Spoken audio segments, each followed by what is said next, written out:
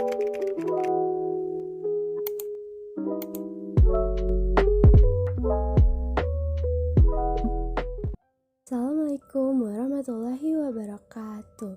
Halo semuanya, pada video kali ini saya dan teman kelompok saya akan melaksanakan praktikum pembuatan es krim putar yang memiliki kaitan dengan sifat koligatif suatu larutan. Nah, kira-kira apa sih kaitannya? Tonton video ini sampai selesai ya.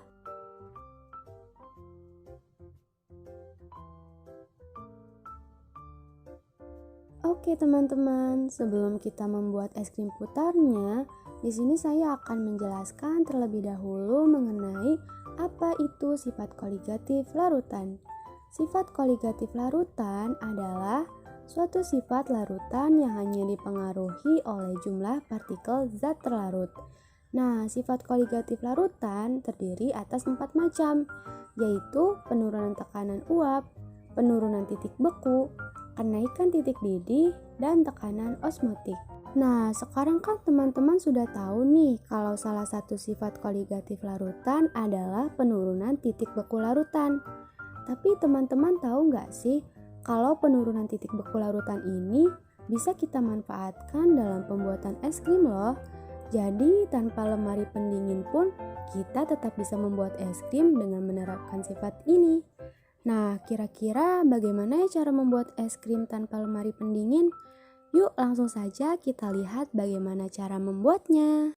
Alat dan bahan yang harus disiapkan yaitu baskom, kaleng, sendok, tempat es krim, es batu, garam kasar, susu, dan topping sesuai selera. Langkah pertama yang harus dilakukan adalah masukkan es batu yang telah dipecahkan menjadi beberapa bagian ke dalam baskom. Selanjutnya taburkan garam ke atas es batu. Kemudian letakkan kaleng di tengah baskom, tuang susu ke dalam kaleng. Tambahkan lagi es batu dan garam di sekeliling luar kaleng, lalu tutup kalengnya. Setelah itu, putar kaleng selama kurang lebih 20 menit.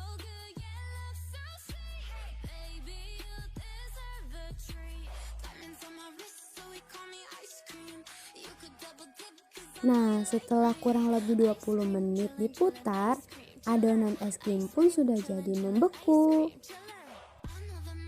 Nah, gimana nih teman-teman? Sangat mudah kan membuatnya? Selanjutnya, saya di sini akan membahas mengenai praktikum pembuatan es krim yang telah kita coba. Bisa kita lihat terdapat es batu yang ditaburi garam. Nah, es batu yang ditaburi oleh garam ini menyebabkan es batu akan mencair dan membuat adonan dalam kaleng berubah menjadi es krim. Nah, hal ini bisa terjadi karena garam dapat memicu leburnya es dan membantu perpindahan kalor dari adonan es krim ke es batu dan garam. Nah, pembuatan es krim ini kan harus dilakukan dengan cara memutarkan kaleng seperti ini. Nah, kira-kira apa ya fungsi pemutaran kaleng ini? Pemutaran kaleng berisi adonan es berfungsi untuk meratakan suhu dingin dan mempercepat proses pembekuan sehingga dalam waktu yang singkat, es krim bisa terbentuk dengan tekstur yang lembut. Nah, seperti yang kita ketahui bahwasannya tujuan penambahan garam pada pembuatan es krim ini bertujuan untuk menurunkan titik bekunya sehingga temperatur di sekitar es putar bisa diturunkan lebih rendah dari 0 derajat Celcius. Ketika temperatur di sekitar es krim turun lebih rendah dari 0 derajat Celcius, maka adonan es krim akan bisa membeku, sehingga penambahan garam pada es batu merupakan konsep dari sifat koligatif pada larutan, yaitu proses penurunan titik beku. Jadi, berdasarkan praktikum yang telah dilakukan, dapat disimpulkan bahwa pembuatan es krim putar merupakan contoh dari aplikasi sifat koligatif, yaitu aplikasi penurunan titik beku.